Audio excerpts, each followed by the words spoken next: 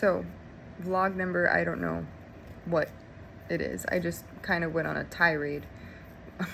So something I used to do way back was, and I kind of am doing it now, which I'm trying to make sure that I don't fall back into that same pattern because it's not healthy to do. But anyways, well, let me preface. It's 10:01 in the morning, Central Standard Time in Chicago. I have come to several realizations about things, and it really does have to do with boundary setting and standing up for yourself. And I've said this before, that it's interesting that when someone starts to awaken to things and they start respecting themselves and they start to demand respect from other people, they become much more disagreeable in other people's eyes. Meaning, like I said, you become the villain. And people deem you a narcissist. People deem you bitchy, disagreeable, non-compliant, stubborn, headstrong. And I look back in my life at individuals who, I think had a very strong personality. And I tell myself, well, what's distinct about them that differentiates them from me? And I told myself, I always was raised, I thought that sticking up for yourself was mean. Or not even sticking up for yourself, speaking your mind or disagreeing with someone was like grounds for punishment or mean. And so I never did it. And I acquiesced and I agreed to everything. Like, even things that I didn't agree with people's opinions, I agreed to it. I would downplay my wants and my needs in jobs and friendships, things with my parents. And this targeting BS and stuff like that, I've tried to give some people leeway, because I have a gratitude journal and I have my prayer box, and I believe that the first line of course of action should be being a pacifist and trying to mediate and resolve conflict by discussion, civil discussion, mature, rational, logical discussion with people. That's, to me, the way you go about things. It's not like you do a tit for a tat, or you seek revenge or retribution on people. That's not what I'm about. Other people, I think, are about that, but I'm not about that.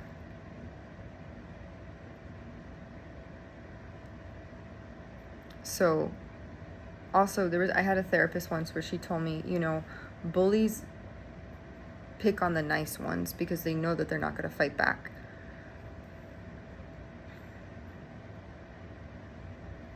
So, the moment you start being confident in yourself, the moment you start trusting yourself and your gut, and you listen to your intuition, you start almost, because life, I've learned, people will try to control you. They will try to control your life and control the way you think, the way you dress, the way that's, it's through influence, or, or through, I don't know, just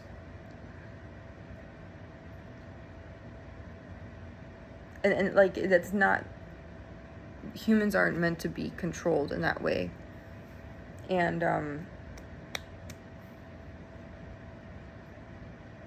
it's not bad. I've learned something else, is you're not a bad person if you stick up for yourself. You're not a bad person if you take time for yourself. You take time to formulate a response to somebody. And also, too, I've learned something else, is that if people don't make time for you, I used to give people a lot of excuses and say, oh, maybe he's busy, maybe she's busy, I've had friends that I've met at like social events, and like, you know, everything will be awesome at the social event, like when I did Yelp events and stuff. And then some time goes by, and you know, they'll take a long time to reply back, or they'll let my message go by the wayside, and I'm just like, oh, they're busy, it's okay. Like maybe they work in the medical field, or you know, things like that. And I'm like, it doesn't, you know, it's fine. You make time for people. Like even recently there was someone that which is funny, I wasn't gonna mention this, but I've like, and it's not a bad thing at all, it's like recently, because I've been trying to, you know, socialize in Chicago and date, if you call dating apps dating. I don't even know if that's even dating, but because is that dating? I don't even think, honestly, I don't think so. I don't know. I think dating is once you like actually go out on a date with someone, you know, and like there's like consistent communication and honest, open discussion. Like to me, that's like what dating is. When you see someone on a daily basis, you communicate with them. So like when a guy doesn't do that, then to me, by the way, word to the wise, to the women out there, if a guy doesn't do that for you, or if you're a guy listening to this and a woman doesn't do that for you, then guess what, my friends, that person's not interested in you. Or they are interested, but they just don't want it. They already have the emotional thing going on with someone else, and they want you for the physical thing. Word to the wise. And you're more than that, unless you want the casual thing. Sorry to go off on a little bit of a tangent, but I learned that recently too, is that through life experience, is that people, they will show you what you mean to them in the way that they relate to you, meaning how quickly they respond to you, or their lack of response thereof, you know. And some people are truly, you know, but then on the flip side, there's also people who, you know, bamboozle people and play people because they want to, you know, they seem like they're interested, but they have ulterior motives and they could be using you. So be mindful of that, because there's some people who pretend to be nice and pretend to care about you, but really they don't, and they're just playing you for their own advantage. That's another thing that's very prevalent in targeting. But going back to this thing about, you know, I don't know if this is part 2 of boundaries after betrayal, but I'm learning that it is okay. It is okay to I'm sorry, I'm in my pajamas, which is like a sports bra thing. But it is okay to say no to people. It's okay to demand respect and authenticity. It's okay. It's okay to speak up for yourself. You're not hurting anybody by doing that. And for me, you know, the way I've been going about this targeting bullshit gang stalking crap is I literally, like, my first line of like I said, not line of attack, but course of action is prayer. And if you want to call directing positive intention or good thoughts towards people prayer, that's what I do. That's how I see it. And because to me that matters. And I know some people that are like, oh, but those are just thoughts and words. Thoughts are powerful things. Thoughts carry a specific vibration within themselves. And if you don't know what I'm talking about, go watch Abraham Hicks. Abraham Hicks is I don't know if it's an entity or an energy channeled by Esther Hicks, where she channels this like higher intelligence. I don't know exactly how it works, but that's what she does. And her husband's name was Jerry Hicks. He passed on. He transitioned to non-physical. And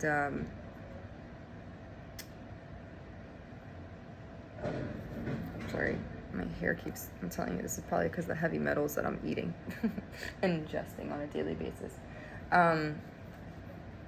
But yeah, she channels, and that's a very good thing to watch, because I learned about law of attraction and vibration and energy healing and whatnot through that.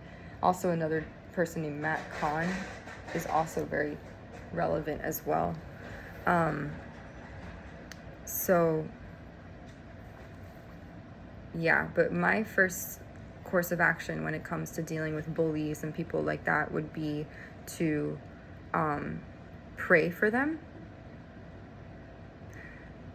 Because energetically, if you don't believe in energy medicine and all that, but energetically, when you do that, you alleviate the karma and the pressure that's bestowed upon you when these people come to attack you spiritually and psychologically. Because what happens is that sits within you.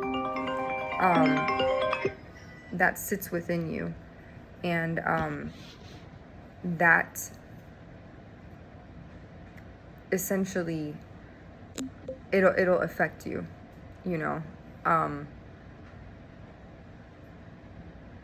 so the best way to counter that, because people, there are energy vampires, there are psychic vampires, there are people who are narcissists who come to rob you of your energy. So, and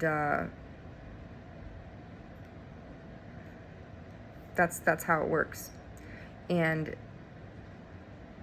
if you are not careful, and it's funny, I did a reading for myself yesterday, like my own personal reading, after I did one, for other people, for YouTube. And one of the things it said was cancel, clear, delete, get rid of, relationships that no longer serve you, or that have like kind of fallen off to the wayside. Don't try to, it's not your job to resurrect things, because some people, people come into your life for a reason, a season, a lifetime. And if you try to open a door that's meant to be closed, you might actually stop or stagnate your destiny, and you might be blocking a real partnership or an opportunity because you're hyper focused on trying to make it. And I'm guilty of that, because there's so many people that I go, oh, I can change that person. I can change targeting. I can change gang stalking. Listen, this has been going on for years. If the people who did it that are doing it, they could have stopped it years ago, but they don't want to. So I'm assuming there's some lucrative aspect to it. They must get paid something, to facilitate this whole program.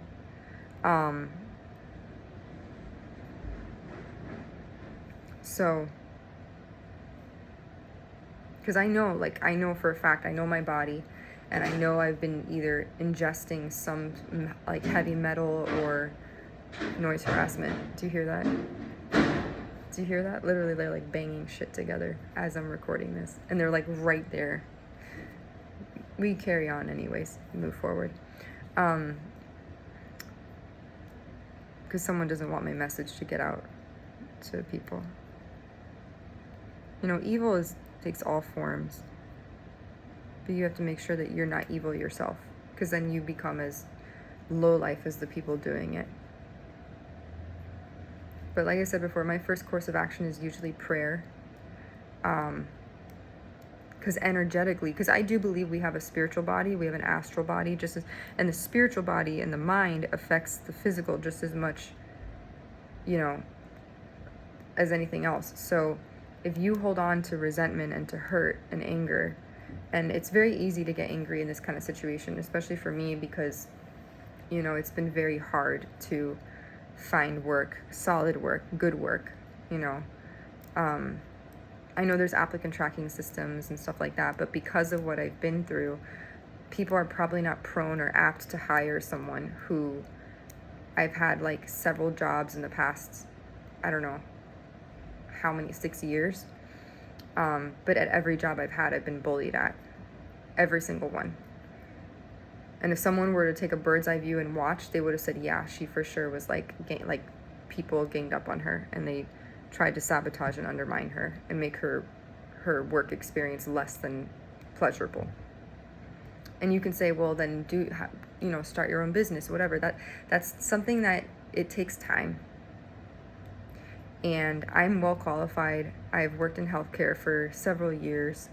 I've worked in hospitality for several years, but the things that I've had to suffer and endure through, where I've literally entered buildings and I've sensed noxious gases, and this is why I mentioned trafficking, because I've been in buildings where it's the gas, like I felt like I was gonna faint. I don't have narcolepsy or anything like that, and that was frightening to me, like legitimately. I've never ever thought in my life I'd experienced that, but I've been in buildings where literally I've almost fainted and passed out.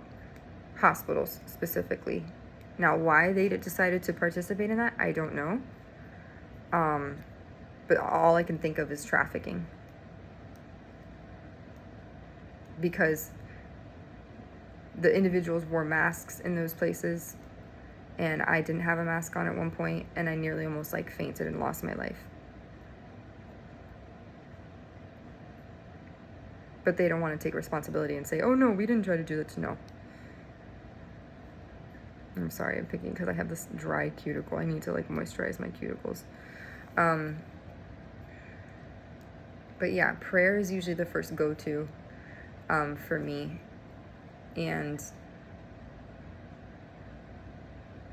it's funny because especially something as like arduous and like wrongful as targeting and gang stalking,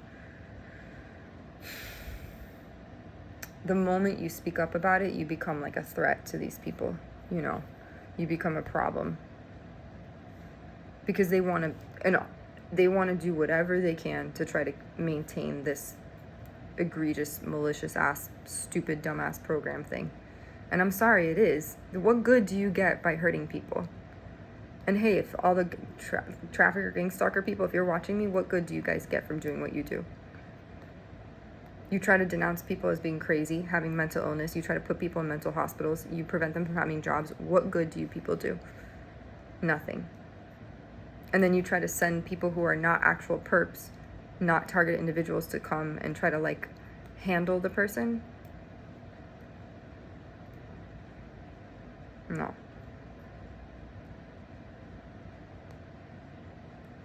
You try to rob them of, you know, their happiness. And then that person says no, and I'm going to choose to live my life the way I want to. And you're like, no, I'm not going to be tortured. I refuse to be tortured and abused, whether it's with electronic harassment, noise harassment, fake friends, fake lovers, you know, family members that try to undermine you or sabotage you or trick you. And trust me, I've had to offer a lot of grace to people in my life, like family members that I've had.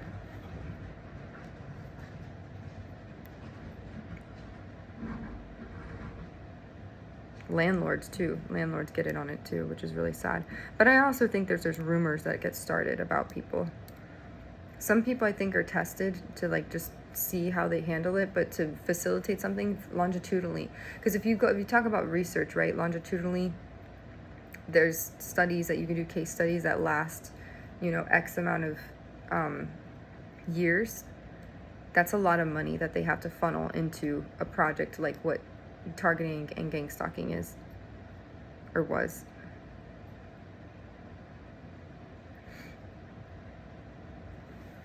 But yeah, I think for me, the one thing I do is I do offer prayer and stuff. And my readings yesterday said I need to forgive people.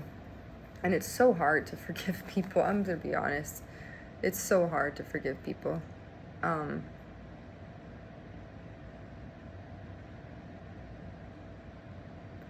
Because the hurt runs so deep. Because that was deliberate. Like, people deliberately, I think, intentionally tried to scare me shitless. You know, someone said, okay, let's scare her. I was ousted from my hometown. So that means people in my hometown congregated together against me to trick me, to bully me or whatever. And then the rest is history after that. And then people want to be like, oh, it's a simulation. It wasn't real. It was a joke. And I'm like, that's not a funny joke. Because I lost all my money. I went through all my savings trying to keep myself alive. And maybe to them, they go, oh, but it was a lab control. It was all, you know, we knew what we were doing. It's not funny. The Nuremberg Code states, that was created by the United Nations, that said if there's any possibility of inflicting harm or injury or anything on anybody for any sort of human experimentation, human project or whatever, then that's illegal. Like, that's a breach and violation of human rights.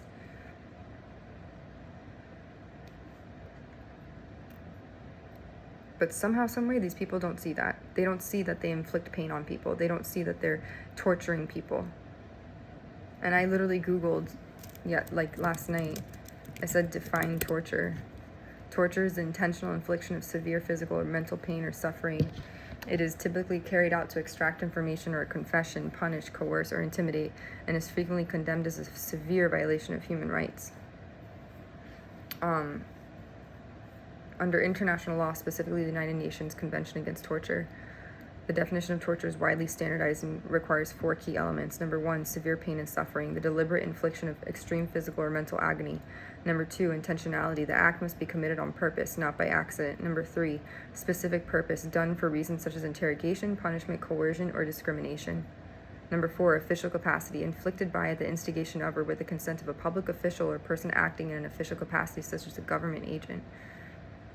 In United States law, under U.S. Federal Code 18.U.S.C. number 2340A, the crime of torture specifically covers acts committed by persons acting under the color of law against individuals in their physical custody. Severe mental pain and suffering is specifically defined to include prolonged mental harm from threats of imminent death or severe physical abuse. And for me, my targeting specifically, what I've gone through, is people have purposely hacked my stuff or put ads on or suggested certain videos to me on my YouTube feed, on my Pinterest, on Instagram, on Facebook. That was a big part of it, was hacking. And then also as well, putting stuff up about like deportation, like threatening that I'll get deported, which I'm a legal US citizen. Like, I practically was almost like born in the US. I mean, I'm from Venezuela, but like naturalization or whatever, like I feel like, honestly, like I was born in the US. Like, I know that sounds whatever, but like, I grew up in Miami, Florida. I've been in Miami, like I lived in Miami for my entire life. But they would put stuff up about you're gonna get deported, and they would do that through thumbnails and stuff. And then people walk around me with like white flowers, like, because white flowers are used for like memorials and stuff when someone passes away. So that happens a lot lately. And then also, people will walk around me and say stuff like death, kill, this, like these trigger words. And I know that there's something with exposure therapy, I get that, but it's that's a new level of just cruelty to to do that to somebody.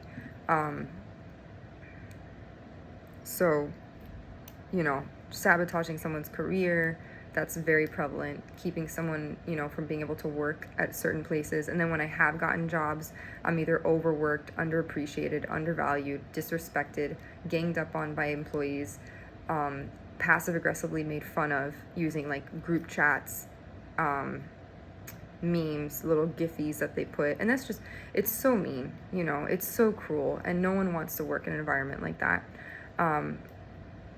But anyways, going back to what I was saying, I usually try to direct positive, pure love and intention to, towards people, people that hurt me. There's a song, by Kendrick Lamar, who, yes, I do listen to hip hop. I listen to like everything, but he says, I pray for those who pray against me. And it's like the first song in that album, the GNX album, which is Whacked Out Murals. I think when I listen to that, there's a certain energy. Every artist, by the way, when you listen to certain music, they evoke a certain energy and a vibration. So be very cognizant and mindful of what you're listening to, because that has a direct effect on your mood and your psyche.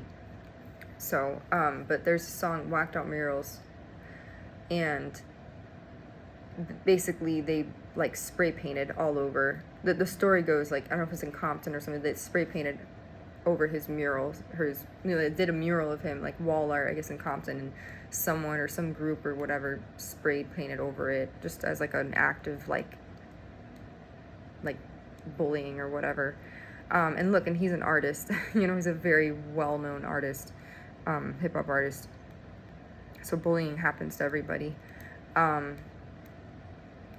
But that's one of my hype songs. Like when I listen to that song, when I'm very, you know, when I'm very like perturbed about things, you know, I'll put on my headphones or I'll put on that song, and he does curse and he uses the word Nigga. You know, I'm not gonna say it, but he goes, yeah, going up your rank. No, you a god, even if you say you ain't. Let your feelings out the way. Don't let anyone put smut up on your name. Yeah, keep your head down and work like I do, and understand everybody ain't gonna like you. If they say it's love, you've been lied to. A couple rules of engagements, I'ma guide you. And I listened to that, and I'm telling you, I've been like in the where I've been so like sad and just because it's not even the fact of the wrongdoing that was done to me, it's the fact that someone fathomed or came up with the idea to do it in the first place. Like the fact that this shit goes on and the government turns a blind eye to it, or possibly the government could be in on it. I don't know. There's so much like speculation about who or what is behind it, and I would be devastated to find out if it was like legitimately the government. I would be so fucking devastated. Like you have no clue. You have no clue. Like I applied to be, and I know people are gonna go, why would you do that? Because like if the people are the ones doing it, why would you do it? I applied to work for the federal government. I applied to be a special agent years ago, because I was so determined to get to the like, because in my logic I literally thought to myself, well, right, as anyone would, okay, if I become law enforcement, if I protect myself, right, I can learn self-defense, I can take control of the situation and learn how to counter attacks of whatever this thing is. And so that was my logic. I was like, okay, I'll become like a child life specialist ninja. and then you know, I watched the process of that, and then, you know, because there's a whole process to doing that. But with a dog, you know, I have my dog, that would be, and also my family advised against it. They were like, don't, you know, my brother was like, you're not gonna make it, you won't, like, you don't want to do that. And the first year is like you basically do desk work and stuff, and then after that you can do field work and whatnot. But my logic was, if I do that, I could learn how to take care of myself, because I'm naturally shy and timid. I don't like confrontation. I can never picture myself arresting someone, but it's this. Okay, I'll put it this way: when I was a child life specialist and I worked in the ER, I wanted more tools in my toolbox. If you don't know what child life therapy is, you can go look it up. It's a very niche, specialized field. But I wanted to differentiate myself from other child life people. So I had an interest in yoga. So I said, okay, let me become a yoga teacher. But when I did the yoga teacher training, I didn't realize that I was like literally getting trained to teach, like on how to teach a yoga class. So I had to literally do a mock teaching as a yoga teacher in front of a bunch of strangers. And I was like, but I didn't want to do this. I just wanted to like learn meditation and relaxation techniques so I can pass that on or impart that to a child who is going through a stressful time in the ER. That's what I wanted to do. And instead I was like learning poses and class curriculum and structure, and I ended up actually, I mean, I did teach like yoga in my community. Like I actually started to do like kids yoga, and I had a good following, and that was just, it kind of just like my life path like kind of shifted, and I was like, okay, I'll do this. Like it just kind of fell into place, which is pretty cool, like how things happen organically like that. Because I just did that because I was like, I want to have another tool in my toolbox as a child life specialist. So it was the same kind of logic. I was like, I just thought that would have been so cool. But then now I'm kind of like confused, because everyone in the targeted community world, they're like, it's the government, it's the government, it's the government, it's Freemasons, it's the government. And I'm like, why? Why? You know, like what? Like why? So I'm torn about that. I'm heartbroken, I'm disappointed, I'm torn, because these people, And I said this, but like,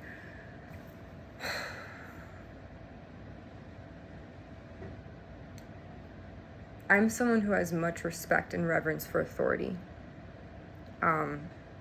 Whether you're an administrator for a school, whether you're my boss, I take the whole superior, inferior, leader, subordinate thing very seriously. Almost to the point where, like, I will, like I said, I will acquiesce and I will downplay my wants and my needs just to be a compliant person. And so this whole gang stalking targeting thing has just thrown me for such a loop, because I've had to like dig my heels in and enact leadership, which I'm not used to at all. I'm usually the one, like if there was a group project like at my job or in school, in college when I went to FIU or whatever, I was the one that would volunteer to take notes for the group.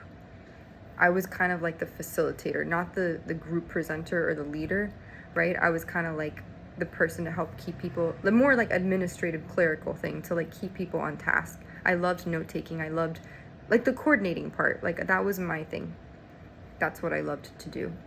And I loved encouraging people and supporting people in that capacity. The leadership part, like taking the lead, wasn't my thing. That was other people's things. And there's people that I've worked with that have much more demonstrative personalities than I have. Like I'm the kind of person, like I feel like if I spoke up for myself, I would be stepping on someone's toes. I would be being mean. And I'm slowly starting to see in my life that like if you don't, no one's going to respect you or advocate for you other than yourself. And I'm not trying to be like, it's just a fact. And I've learned that because I've gone to such lengths to try to seek justice for my situation. I've thought of everything. I've written everybody. Like literally, and the thing is, because I look at the world through, I have a very childlike demeanor. I carry a lot of innocence in my heart and purity, in the sense of like nothing is impossible to me. Like nothing. Like if you put your mind to something, nothing is impossible. And so I told myself, I was like, this is wrong. This shouldn't be happening to me.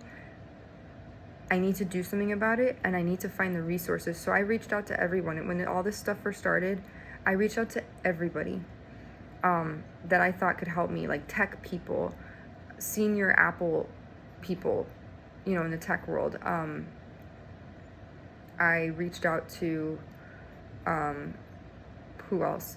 Like if I tell like even when President Biden was in office, I reached out to the White House. I reached out to, I know it sounds stupid, and I don't know what I wanted out of that. I wanted fairness, you know. I wanted to be, because I feel like, and I still feel like my phone is hacked, and that's not fair to me, because that's an invasion of my privacy. And I have pictures of myself, you know, not like compromised pictures or anything, but like personal things like that I've had with people, like intimacy wise, that I didn't have before, and that's none of their business. Like other people's business. That's not a hacker's business, you know. It's none of their business. And I wanted whoever was on my phone to get the fuck off of it, because that's privacy. We're entitled to that. I'm sure it says it somewhere in some living document within the government that says you cannot do that to someone. So like, you feel betrayed, you feel blindsided or slighted. It's hurtful. And there are people, I think, in the government that do have the ability. There's lawmakers, there's Congress, there's senators, there's presidents, there's, you know, that can do something about it. So it's like, for me, I sit here and I go, why won't they do anything about it?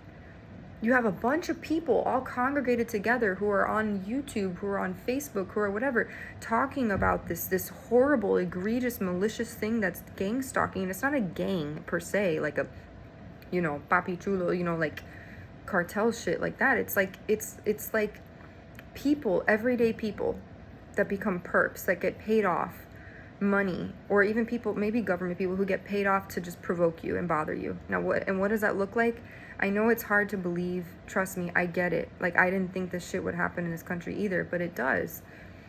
And it really fucks with your mind. And it's a lot of psychological torture. It's a lot of just provocation for the sake of provocation.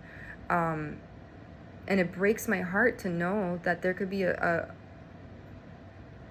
division or a department that's solely dedicated to this stuff. And I'm not trying to ruffle people's feathers. It's just, but it's wrong. It's wrong. And they treat you like, like a puppet or like a plaything. If they want to keep you around, they'll keep you around, and maybe they'll just tease you a little bit, and they'll try to mess with your food. And like, I'm like, do they realize, like, I know I'm not a scientist, I'm not a doctor, I'm not a chemist, but I know my body. And I know, like, I had forgot which test it was or who I tested with, but I did an at-home test, and it said that I had a copious amount of aluminum in my body. Have no clue why. I've been petrified for the past several months that I had, like, cyanide. That, because anything, so just so people are aware that when something becomes toxic or poisonous, because there are naturally occurring substances like arsenic, lead, mercury that exist, even cyanide exists naturally. But what happens is if it goes past a certain threshold, even oxygen could be toxic, potassium could be toxic, nitrogen gas could be toxic, carbon dioxide, anything that surpasses a certain threshold could be considered toxic. So after eating certain foods, like when I was in Virginia, I got a shake from Shake Shack. I love Shake Shack, and I will always love Shake Shack. And I'm never going to just generalize saying all Shake Shack is bad, all Chipotle is bad because I had a bad experience, because that's not fair. I'm just going through a weird situation, so I'm not going to do that. That would be wrong of me. That would be ignorant and arrogant. So, but I'm pretty sure someone messed with my Shake Shack shake. I remember going back to my apartment in Mosaic in Falls Church, Virginia, and literally sweating and then throwing up. And from the mouth and then from my back end. I felt horrible. Like absolutely terrible. I was sweating, I was shaking. I remember having Chipotle one day, and I felt so weak after having Chipotle. And during that same time, people kept walking around me with like shirts that said hospice, and they would have like the ribbon on it. And then I went to Target, and I went to go buy a mug because I love Target stuff. Target has the cutest home decor and whatever. And that was at the time where I still had money and whatever, right?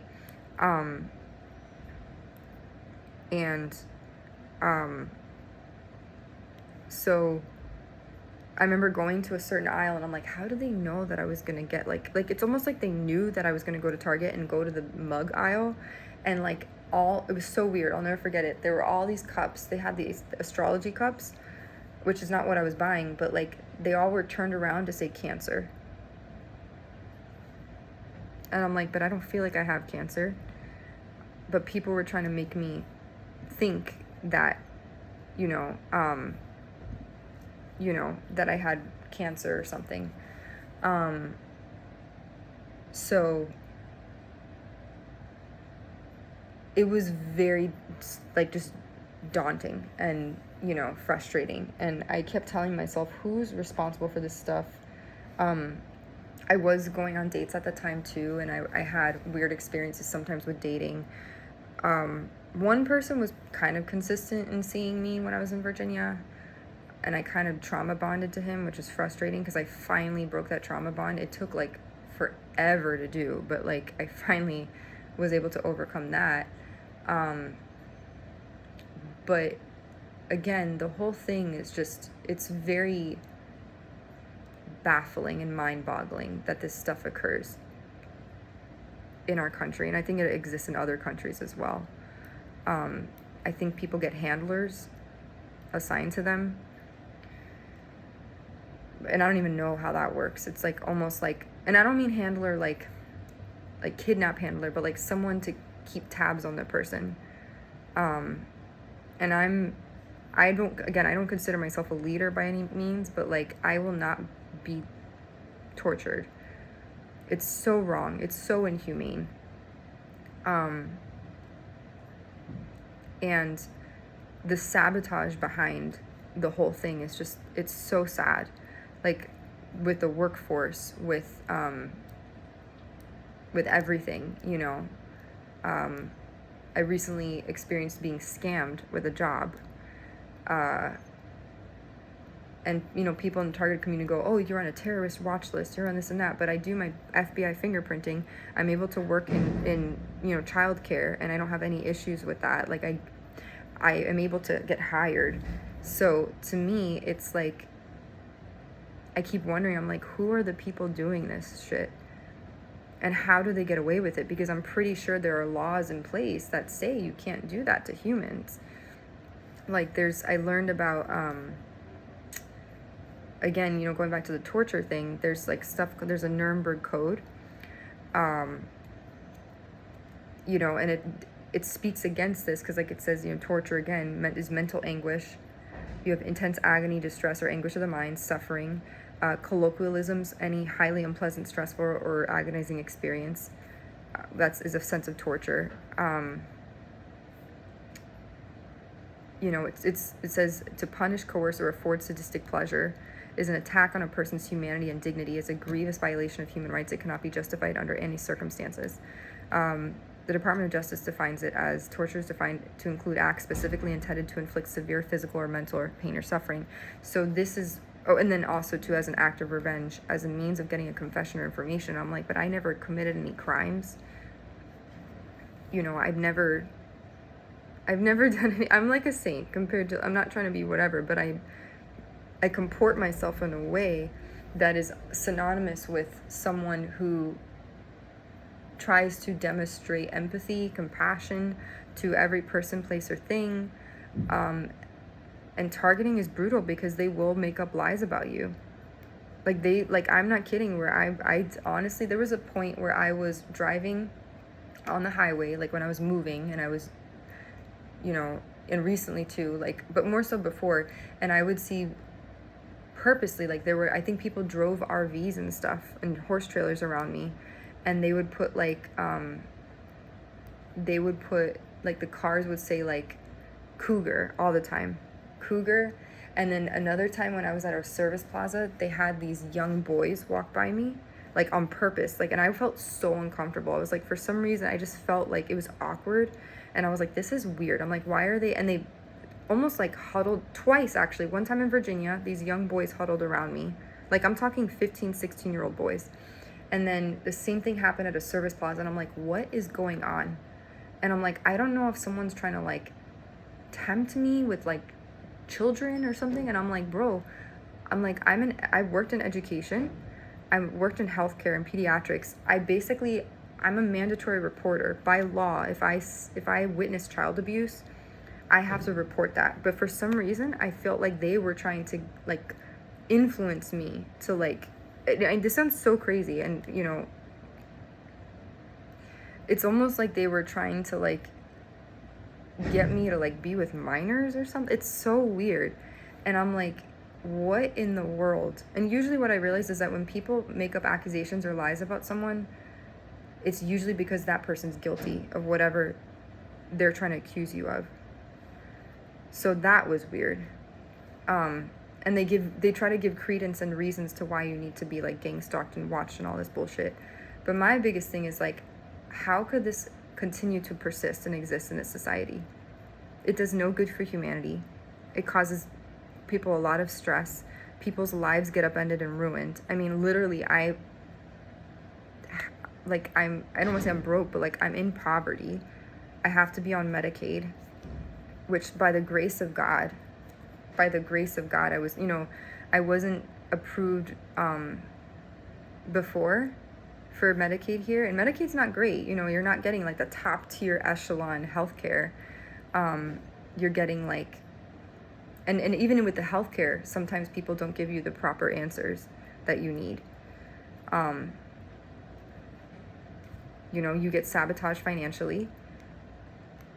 Like, I get called by credit card companies all the time. We need your payment. And I'm like, yeah, I've been tortured and abused and hacked and harassed and defamed. So like, you know, I try to be as polite and professional as I can be, but I do communicate to them and say, hey, this is what I've been through. And some of them have been very gracious and kind enough to extend a payment plan to me, which was really helpful. I'm very grateful for that. See, and those are those moments where I write in my gratitude journal. I'm like, thank God, because there are good people. There are good people who enact justice and who care because they know that this is cruel, because it's psychological torture. Like I recently, like I did another job. I applied for another job at another place, and the salary just, it seemed too good to be true. I've never heard of $33 to $37 an hour for a job, for a sales role. Usually base pay is like 35,000 to 40,000, and then you make commission. If you're lucky, if it's like a very like well funded startup, maybe you'll get $50,000. I've seen that, but it's usually in the field of software as a service. SaaS, that's very popular these days. Or like if it's a tech startup, if it's something like that where they have the money to be able to afford a higher salary. But more often than not, sales is like 35,000 to like maybe 40,000. And so like you get a commission structure and a, you know, it's a competitive compensation package. But I literally like, and I tell myself, did they purposely do that to try to like break my spirit, you know? Because that's a very, like, you would be very excited. I even told the lady in the interview, I was like, that's a very generous compensation package. Like, I've never heard of, because $33 is what, or $35 is what a nurse, an overnight nurse, you know, makes in the hospital. Like when I worked as a child life specialist, the nurses would be like, yeah, I'm gonna get differential pay, like time and a half, because I work overnight. You know, I work the later shift from like 8 p.m. till 8 a.m. You know, because you do get more money. If you're a nurse and you work 8 a.m. to 8 p.m., you get more money, because it's just, that's not like the most desirable shift. So when I told her that, to me, it even felt too good to be true. So I don't get super hyped up about anything. It's sad, because when you get so betrayed over and over again, literally I'm like desensitized to things. I'm like, if like a guy doesn't, it's so sad, because and it's sad because I used to be more excited and invested. Like now, if it doesn't work out with a guy, I'm like, oh, I'm like, yeah. I'm like, it doesn't, I'm like, okay. You know, it doesn't shock. And that's why I keep my distance from some people. I don't get super attached to people right away, because I need people to show me who they are. You know, trust has to be earned. You know, and I've learned that trust has to be earned and not given freely. And I used to trust everybody immediately. Employers, doctors, Uber people, Lyft people, because I thought, okay, Uber people and Lyft people are vetted. They get background checked. Employers will have your best interests at heart.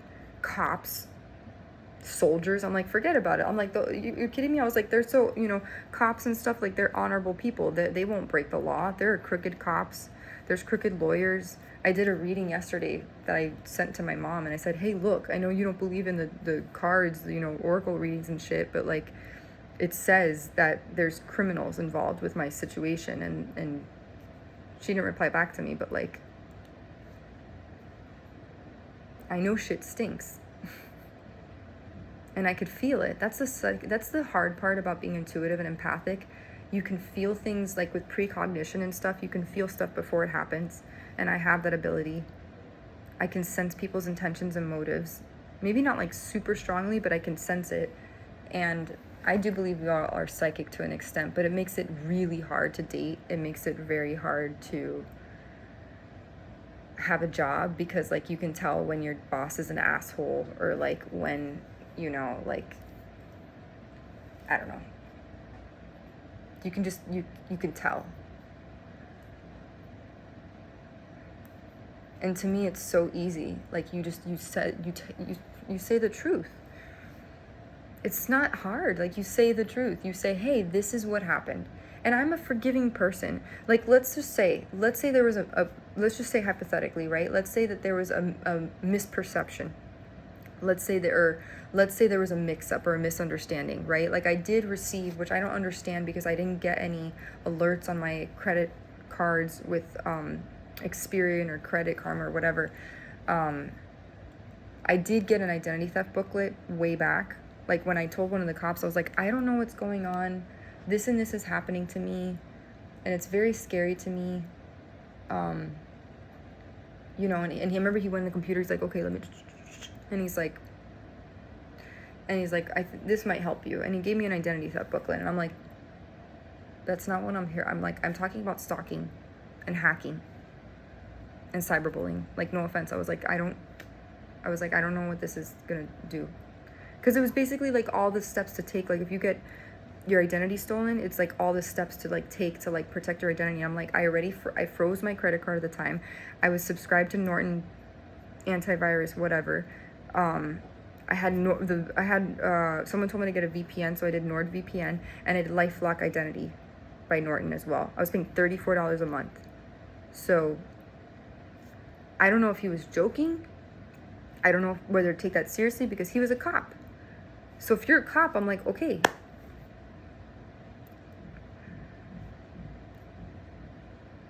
You know, I was like, okay. I was like, this is, you know, I have to trust him.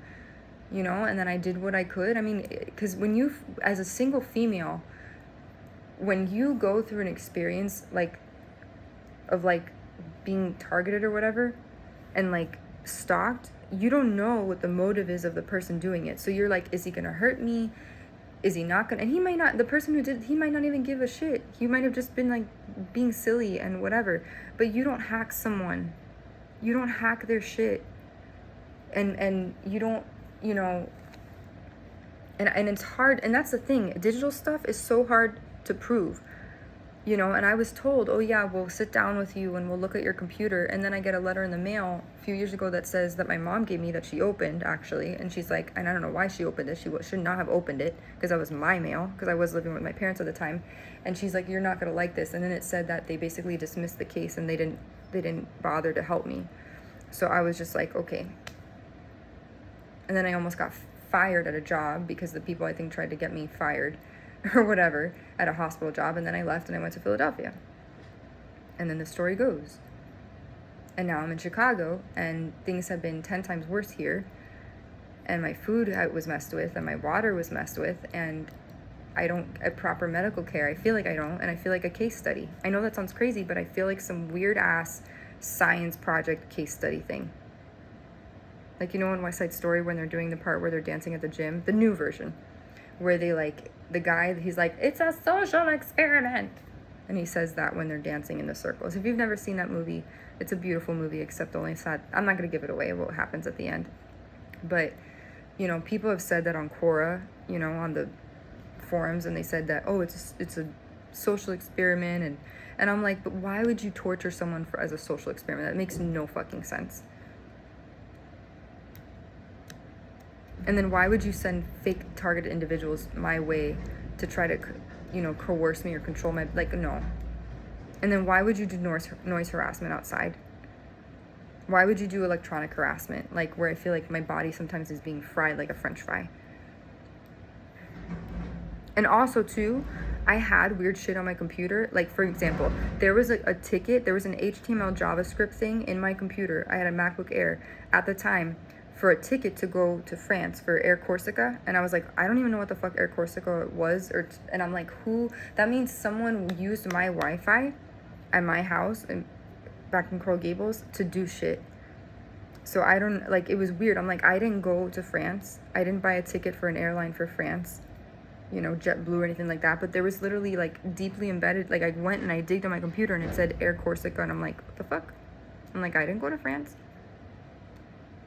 So there was weird shit that people refused to look into. And I had weird screenshots of stuff, and everyone kept telling me, oh, it's the algorithm. You must have looked up. And I'm like, for real?